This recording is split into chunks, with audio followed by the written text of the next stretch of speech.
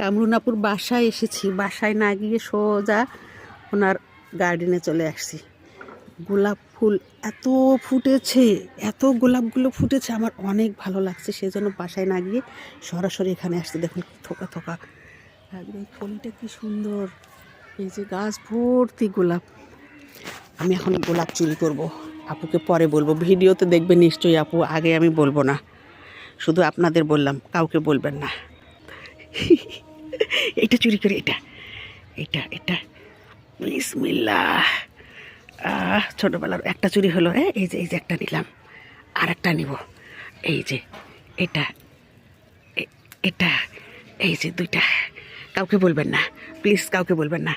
এই যে এবার একটা বড় ফুল নেই। হ্যাঁ, এই যে এটা, বাগান ধ্বংস করে দিয়ে যাব আপুর।